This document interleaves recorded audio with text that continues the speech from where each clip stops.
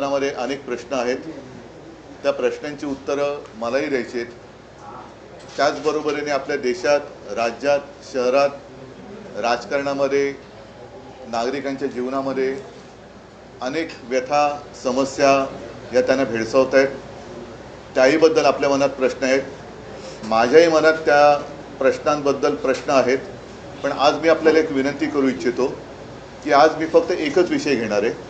बाकीच्या विषयांबद्दल आपल्याला जर का अगदी पाहिजेच असतील उत्तरं तर आपण सोमवारी किंवा मंगळवारी जरूर भेटूया. पण हा संपूर्ण देशामध्ये जो काही एक गोंधळ, सर्वसामान्यांबद्दल अनास्था उडवलेली आहे, कोणी कोणाचं उत्तरदायित्वच नाही आहे असं जणू काय चाललेलं आहे.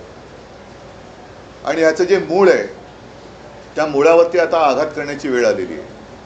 कारण संपूर्ण देश हा आज भारतीय जनता पक्षाच्या अंमलाखाली आहे. आणि भारतीय जनता पक्षाच्या सत्तेचं मूळ जे आहे, ज्याच्यामध्ये आम्ही सुद्धा सहभागी होतो, ते म्हणजे राम मंदिर.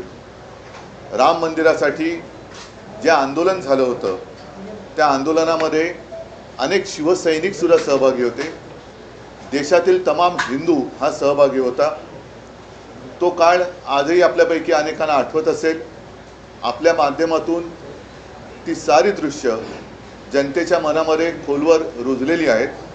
कारसेवकांवरती झालेले अत्याचार, मग झालेलं गोधराचं हत्याकांड, अहमदाबादमधली दंगल, अगदी मुंबईमध्ये सुद्धा जे काही घडलं होतं, बॉम्बस्फोट असतील, आणखीन काही गोष्टी असतील, त्याच्यामध्ये हिंदूंनी बरंच काही सोसलं होतं. आणि त्या सगळ्याचं मी असं म्हणेन भांडवल करून भारतीय जनता पक्ष, जो हे आंदोलन सुरू होण्याच्या आधी संपूर्ण देशामध्ये त्याचे फक्त 2च खासदार होते आणि गांधीवादी समाजवाद हा त्याने अंगीकारलेला एक कार्यक्रम होता. तो कार्यक्रम सोडून ते हिंदुत्वाकडे वळले, राम मंदिराच्या मुद्द्याला हात घातला आणि आज देशामध्ये अगदी अमर्याद सत्ता भोगतायत. अशा या भारतीय जनता पक्षाच्या काळामध्ये राम मंदिर हा मुद्दा वेगळ्या एका गोष्टीमुळे चर्चेला जातोय, हे दुर्दैव आहे. म्हणजे असं जर का मी म्हटलं की आज जी काही दरोडेखोरी चाललेली आहे, राजकीय पक्ष फोडले जात आहेत, आमदार खासदार चोरले जात आहेत, खरेदी विक्रीचा होते, याला ऑपरेशन नाव दिलं जाते. ऑपरेशन हे, ऑपरेशन ते. मग आता हे ऑपरेशन राम मंदिर भाजपा करते का, हा एक महत्त्वाचा मुद्दा आहे. आणि म्हणून मला असं वाटतं की या सगळ्या बातम्या दाखवल्या जात असतील, नसतील, बातम्या छापून येत असतील, नसतील, पण चोरी तर होते. राम मंदिरावरती दरोडा तर टाकला जातोय, टाकला गेलाय, त्याच्याबद्दल पुरावे सुद्धा दिले गेलेत. काही जणांचं म्हणणं असं आहे की त्या चोरीचा पैसा हा इतर पक्ष फोडण्यासाठी वापरला जातोय. हे फार गंभीर आहे. आणि जसं एकदा अटल बिहारी वाजपेयी म्हणाले होते, जेव्हा मी सांगितलं ना 90चा काळ होता, की अब हिंदू मार नहीं खाएगा, तसं आज मी म्हणतोय की अब हिंदू माफ नहीं करेगा. जे जे मंदिर लुटतायत, मग ते भाजपचे कोणी असतील किंवा आणखीन कोणी असतील, पण लेकिन अब हिंदू माफ नहीं करेगा उनको. जे जे मंदिर लुटतायत त्यांना हिंदू त्यांची जागा दाखवल्याशिवाय राहणार नाही. आणि त्याची सुरुवात आम्ही येत्या रविवारपासून करतो. येत्या रविवारी 5 तारखेला संध्याकाळी 4च्या सुमारास दादर इथे पुणे एकेकाळी जो एक कबूतरखाना होता, तिथे एक मारुतीचं मंदिर आहे. त्या मंदिराच्या समोर तमाम हिंदूंना, ज्यांना असं वाटतंय की भाजपच्या कालखंडामध्ये हिंदुत्व धोक्यात आले म्हणून ज्यांनी मोर्चे काढले होते, त्यांनासुद्धा मी आमंत्रित करतोय.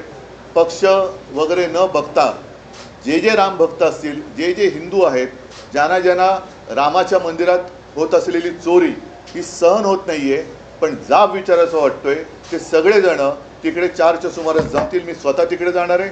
माझ्यासोबत शिवसेनेचे नेते असतील, लोकप्रतिनिधी असतील, आणि मी तर म्हणेन केवळ शिवसैनिकच नाही तर तमाम रामभक्त असतील. ज्यांनी हिंदुत्व सोडलेलं नाही, ज्यांनी बाळासाहेबांचे विचार सोडलेले नाहीत, ते सुद्धा हिंदू असतील तर ह्याच्यामध्ये येऊ शकतील. त्यांनी यावं आणि तिथे मग आम्ही रामरक्षा आंदोलन करतो. त्याच्यात साहजिकच आहे की रामरक्षा एक जसं पूर्वी आम्ही महाआरती करत होतो हिंदूंना जाग करण्यासाठी, आता हिंदू जागे झालेत. आता हिंदू त्यांना जाब विचारतील, तो जाब विचारण्यासाठी आम्ही तिथे रामरक्षा म्हणू, हनुमान स्तोत्र म्हणू आणि हनुमान चालीसा सुद्धा म्हणू. हे जाहीररित्या हा कार्यक्रम सुरू होईल.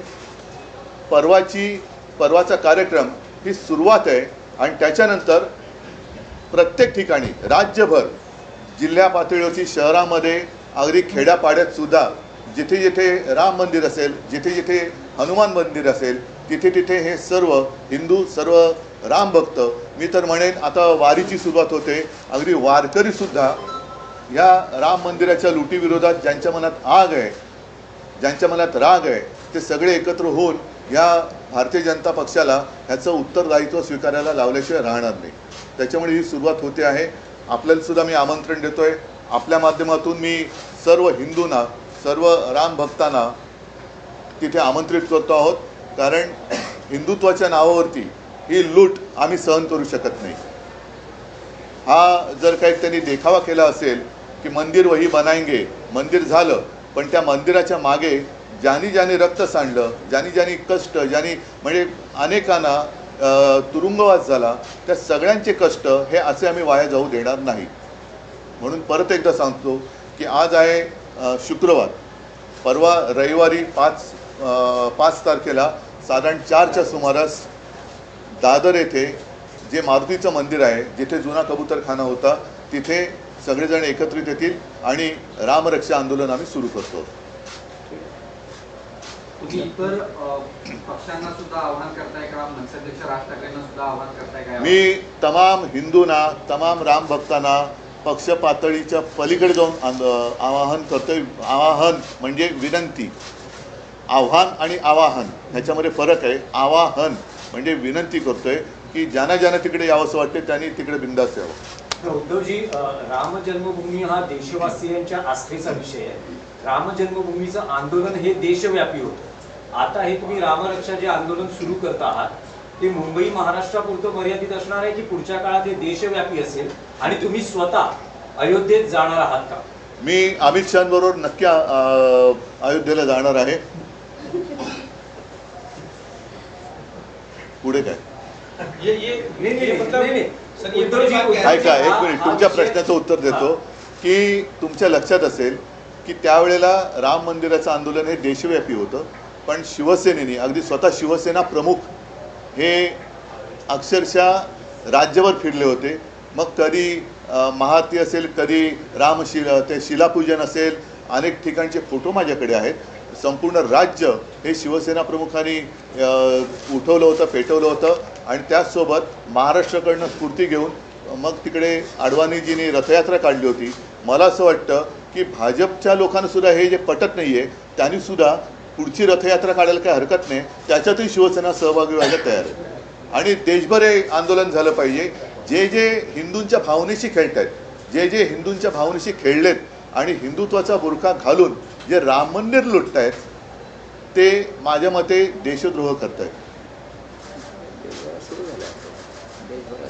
देशभरात सुरू झाले, पण महाराष्ट्र त्याच्यामध्ये मागे राहणार नाही. महाराष्ट्र हा नेतृत्व करेल आणि असं हिंदूंच्या भावना या कोणी अशा स्वतःच्या खेळण्यासाठी वापरू नयेत, स्वतःच्या स्वार्थासाठी वापरू नयेत. एक बड़ी बात आपने कही है कि आप अमित शाह के साथ अयोध्या जाएंगे, इसे क्या सिर्फ ऐसे ही जो है नहीं वो छोड़ो, एक मजाक की बात मैंने की, क्योंकि कल ही मैंने सुना कि अमित शाह भी खुद गए ने, ऐसे किसी ने कहा है. तो वो बात छोड़ो.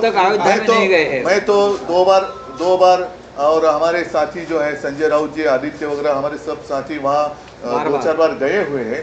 मैं तो खुद चीफ मिनिस्टर बनने के पहले भी गया था और उसी वक्त मैंने नारा दिया था, पहले मंदिर फिर सरकार.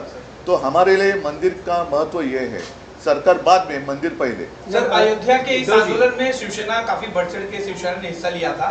क्या ये जो आप लोग आंदोलन शुरू कर रहे हैं राम रक्षा, इस आंदोलन को क्या पूरे देशव्यापी स्तर पर लेकर जाएंगे और क्या इस प्लान क्या है, उसे थोड़ा हिंदी में बता दीजिए सर. यस, जैसे मैंने मराठी में कहा कि भाजपा ने अपने, अब मैं ऐसे कहता हूं कि स्वार्थ के लिए क्या राम मंदिर का मुद्दा लिया था.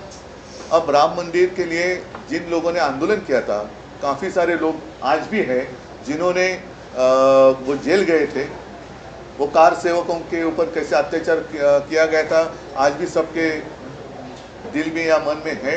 और अब उसका फायदा भाजपा उठा रही है। सत्ता तो आ गई, मंदिर तो बन गया, मंदिर भी कोर्ट के आदेश के अनुसार बन गया। तो अब जो भी मंदिर लूट रहे हैं उनको हिंदू माफ नहीं करेगा। और मैं तो कहता हूं कि मुंबई में रहने वाले, महाराष्ट्र में रहने वाले, पूरे देश में रहने वाले जो भी हिंदू है वो सारे इस आंदोलन में आए। उत्तर भारत तो है ही है, लेकिन मुंबई में रहने वाले उत्तर भारतीय जो भी जय श्री राम कहते हैं वो भी हमारे साथ जुड़ जाए। जय शिवराय, जय श्री राम कहते हुए वो आए। 5 तारीख को मैं सबको आमंत्रित कर रहा हूँ। जो भी राम भक्त हैं और जितने सारे हिंदू जिनको ये सारी बातें पसंद नहीं है, गुस्सा है दिल में, वो हमारे साथ आए। और मैं इसलिए कह रहा हूँ कि उत्तर भारतीयों को भी मैं आमंत्रित कर रहा हूँ।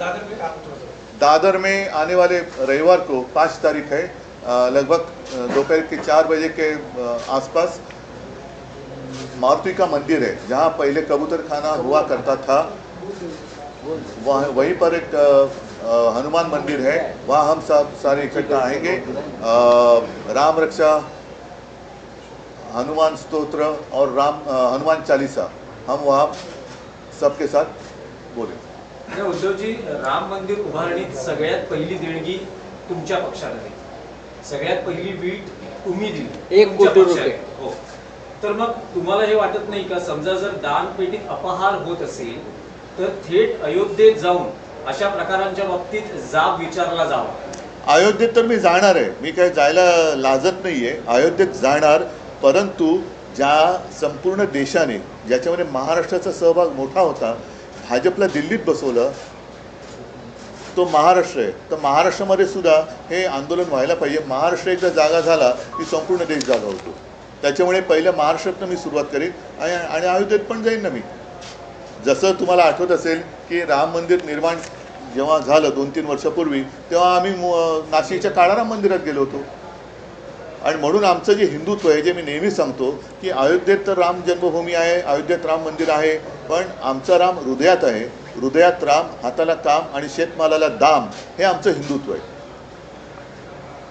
ठीक आहे, ठीक आहे, चला थँक्यू. आणखी एक विषय होता तो सोमवारी गांभीर्याने सुरू आहे मुंबईतली जी परिस्थिती नाही आहे, त्याच्याबद्दल मी ऐका नाही आत्ता नको, कारण ह्या सगळ्याचं जे मूळ आहे ते भाजपच्या कारभारात आहे। म्हणून ह्या सगळ्या विषयावरती मी पाहिजे सोमवारी आपली तयारी असेल तर सोमवारी भेटेन, मंगळवारी भेटेन, आपण विस्ताराने त्याच्यावरती प्रेस कॉन्फरन्स घेऊ। पण आज परत एकदा राम मंदिर, जे ऑपरेशन राम मंदिर भाजप पुरस्कृत चालू आहे, त्याचा निषेध करण्यासाठी आणि जे त्याच्यामध्ये जर कोणी चोरी केली असेल, ते कोणाशी संबंधित असेल, त्यांना शिक्षा झाली पाहिजे। आणि म्हणून येत्या रविवारपासून आम्ही हे राज्यव्यापी आंदोलन सुरू करतोय, ज्याची सुरुवात मुंबईत होईल। राज्यामध्ये खेड्यापाड्यात, गावागावात कधी कुठे कसं करायचं, तो सुद्धा कार्यक्रम आम्ही लवकर जाईल। हो हो, अगदी मुख्यमंत्र्यांना तुम्ही स्वतः आवाहन करता की त्यांनी आंदोलनात मी याच्यामध्ये पद बघत नाहीये। जे राम भक्त असतील, जे अस्सल हिंदू आहेत, ते मग पदानी कोणी असतील, कोणत्याही पदावर बसले असतील, त्या सर्वांनी यावं।